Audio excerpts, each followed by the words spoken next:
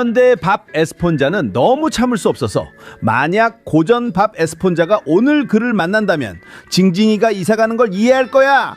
이건 과장이 아니야. 내가 에피소드별로 정확한 순간들을 보여주면서 비키니 시티에서 가장 사랑받던 스폰지가 어떻게 최악의 모습으로 변했는지 증명해줄게. 짜증나는 것과 잔인한 것 사이에는 엄청난 차이가 있는데 현대밥 에스폰자는 이미 오래전에 그 선을 넘었어. 자, 여러분, 클래식 에피소드에서 밥 에스폰자는 절대 엄청 멍청하거나 버릇없는 성격을 가진 적이 없었어요.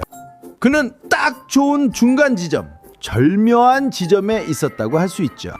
맞아요. 뚱이와 함께 바보 같은 짓을 하긴 했지만 자신을 변호하려고 했고 완전히 굴욕당하지는 않았어요. 현대의 밥처럼 남을 함부로 대하면서 자기만 방어하려고 하지는 않았죠. 사실 이를 증명하는 예시는 정말 많아요. 특히 제가 기억에 남는 건 피클 에피소드에서 로발로 브루부아와 함께한 장면입니다. 여기서 로발로 브루부아는 밥이 크랩버거에 피클을 빼먹었다고 비난하고 밥은 자신이 잘하는 유일한 일인 크랩버거 만들기에서 실수했다고 생각해서 정신적으로 무너집니다. 밥에게 집게리아에서 일하는 것은 단순히 박봉의 직장이 아니었어요. 그건 그의 인생의 목적이었죠, 친구. 그래서 로발로 브루부가 피클을 혀 밑에 숨기고 있었다는 게 밝혀졌을 때 밥은 그 작은 장난에 정말 화를 내요. 왜냐하면 단순히 거짓말을 들은 게 아니라 그 일 때문에 인생의 위기까지 겪었으니까요. 그리고 여기 고전적인 스펀지의 첫 번째 절대적인 규칙이 있어요. 그는 자신의 일을 망치는 걸 정말 싫어했어요. 다음은 동전 하나 주실 수 있나요? 입니다. 여기서 징징이는 직장을 잃고 밥은 그를 도와주기로 결심해요. 집을 열어주고 음식을 주고 돌봐주고 참아줍니다.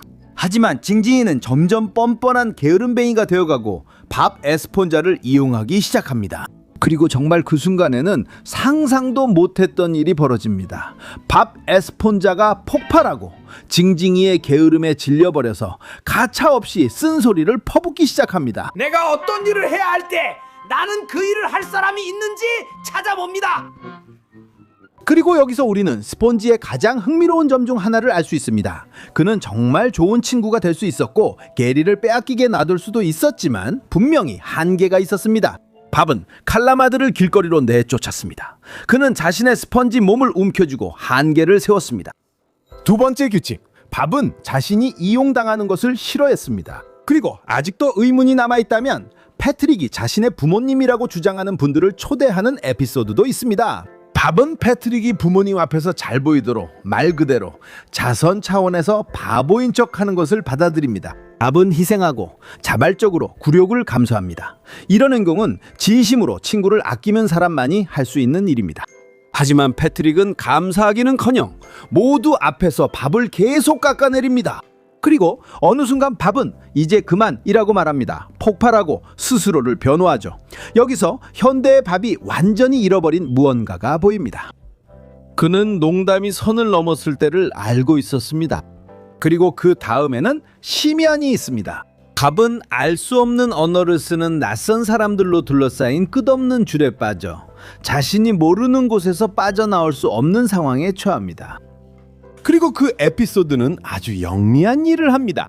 밥이 참고 또 참다가 더 이상 버티지 못하고 무너지는 모습을 보여줍니다. 그게 효과적인 건 실제로 쌓아온 게 있기 때문입니다. 분명 한계도 있죠. 농담이 통하는 건 당신이 그 반응을 얻었기 때문입니다. 요즘의 밥은 그런 걸 쌓으려고조차 하지 않습니다. 아무도 정당화하지 않은 채 바로 혼돈으로 들어가죠. 그리고 여기 세 번째 규칙이 있습니다. 밥은 인내심이 있었지만 무한한 인내심을 가진 건 아니었습니다. 그러니까 그게 바로 스폰지밥이었죠. 이상하고 강렬하고 때로는 절망적이지만 영혼이 있고 존엄성이 있으며 진짜 한계가 있었습니다. 그래서 자연스럽게 드는 질문은 무엇이었을까요? 우리는 어떻게 그 스폰지에서 지금의 모습이 되었을까요? 왜냐하면 그 캐릭터에게 한 짓은 단순히 더 멍청하게 만든 게 아니었거든요. 훨씬 더 나쁜 일이었죠. 그리고 그걸 에피소드별로 보여드리겠습니다. 여러 현대 에피소드에서 스폰지는 더 이상 호감 가는 캐릭터처럼 느껴지지 않고 당신이 만날 수 있는 최악의 괴물처럼 느껴지기 시작합니다. 저는 정말로 기억에 남을 만한 걸 본 적이 없습니다. 우리에겐 그냥 이 노란 친구가 남의 삶에 침입해서 문제를 일으키고 모든 멈춤 신호를 무시하고 웃기거나 유머를 주는 대신 오히려 엄청난 민망함만 주는 거죠, 브로. 스폰지밥의 다람쥐 농담조차 그것보다 더 웃깁니다. 첫 번째 악명 높은 사례는 게살버거를 사랑하는 거죠. 그리고 맞아요. 스폰지밥은 항상 이상했어요. 이 노란 스펀지는 햄버거와 대화를 할 수 있는데 아무도 놀라지 않아요. 문제는 게살버거와 사랑에 빠지는 게 아니에요. 문제는 그의 이상한 집착이 그의 일, 위생, 친구들, 그리고 손님들에게까지 영향을 미치기 시작한다는 거예요. 그건 밥이 단순히 이상한 게 아니라 그의 기본 원칙 중 하나와 모순되기 때문이에요. 밥은 실수할 수 있었지만 실수하는 걸 힘들어했어요. 하지만 요즘 밥은 최악의 상황에서도 그 재앙을 인식조차 못해요. 계속 웃고 계속 소리치고 주변에 있는 사람들이 그 결과를 다 떠안게 돼요. 그리고 여기서 스퀴드워드가 등장하죠. 왜냐하면 솔직히 말해서 수년 동안 이 시리즈는 징징이를 샌드백처럼 사용했거든요. 하지만 스퀴드워드가 거만해서 카르마를 받는다와 스퀴드워드는 그냥 숨 쉬고 싶었을 뿐인데 우주가 존재한다는 이유로 그를 벌준다는 것 사이에는 엄청난 차이가 있어요. 클래식 스폰지밥에서는 스퀴드워드가 무례하거나 잘난 척하거나 이기적이어서 고통받는 경우가 많았어요. 농담에도 구조가 있었죠. 스퀴드워드는 자신이 우월하다고 생각했고 잘못된 결정을 내리다가 결국 망신을 당했어요. 가끔은 잔인했지만 그래도 논리가 있었죠. 요즘 스폰지밥에서 스퀴드워드는 주로 아무것도 안 하고 클라리넷을 연주하거나 잠자고 조용히 일하거나 잠깐 탕화를 원할 뿐이에요. 스폰지밥은 마치 스퀴드워드의 하루를 망치라는 법원 명령을 받은 듯 나타나요. 에어플레인에서 스퀴드워드는 그냥 휴가를 보내고 싶어 해요. 완전히 정상적인 일이죠. 누구에게서 도망치는 것도 아니고 잘못한 것도 없어요. 그냥 평화롭게 쉬고 싶을 뿐이에요. 그런데 스폰지밥이 그걸 허락하지 않죠. 스폰지밥은 그를 공항, 비행기 등 가능한 모든 곳까지 따라가요. 그리고 스퀴드워드가 그의 적이기 때문이 아니라 현대의 스폰지밥에게는 남의 사생활이라는 게 아예 존재하지 않는 것 같기 때문이죠. 그리고 가장 소름 끼치는 점은 이 에피소드가 이런 행동을 귀엽게 그린다는 거예요. 마치 누군가를 따라다니는 게 우정의 표시인 것처럼요. 하지만 제가 현대 스폰지밥을 완전히 싫어하게 만든 에피소드는 바로 항해 동료들이에요. 징징이는 스폰지밥에게서 벗어나고 싶어 너무 절박해 스폰지밥을 꺼버리려 해요. 그래야 자신을 내버려 둘 거라 생각하죠. 하지만 그것조차도 소용이 없어요. 스폰지밥은 바퀴벌레처럼 항상 다시 돌아오거든요. 그 후에 징징이는 면허를 잃고 결국 스폰지밥과 함께 운전학원에 다니게 돼요. 그리고 거기서부터 에피소드는 완전히 지옥이 되어버려요. 스폰지밥이 징징이를 너무 괴롭혀서 결국 징징이가 깁스를 하게 돼요. 여기서는 정말 스폰지밥을 은퇴시키고 싶다는 생각이 들 정도예요. 맞아요. 누군가는 이렇게 말할 수도 있겠죠. 하지만 스폰지밥은 항상 징징이를 괴롭혔잖아. 물론이죠. 하지만 중요한 건 그 분위기예요. 예전에는 스폰지밥이 사회적 신호를 잘 이해하지 못해서 짜증을 유발했어요. 하지만 이제는 에피소드가 징징이가 고통받고 있다는 걸 알면서도 그런 전개를 계속 밀어붙이죠. 그리고 맨네이가 돌아오다 편에서는 스폰지밥이 단순히 짜증만 유발하는 게 아니라 이제는 잔인함의 수준까지 올라가요. 그리고 스폰지밥이 정말 극적이고 유치할 수 있다는 건 맞아요. 하지만 그의 목표는 항상 심지어 최악의 사람들 속에서도 좋은 점을 보려고 노력하는 거였죠. 그래서 맨네이가 범죄를 저지르지 않고 그냥 쉬고 싶어 하는데 스폰지밥이 그의 삶을 힘들게 만드는 걸 보는 건 스폰지밥답지 않아서 꽤 이상하게 느껴져요. 그리고 원래 스폰지밥도 완벽하지는 않았어요. 그는 참견도 심했고 과하고 피곤하게 만들기도 했죠.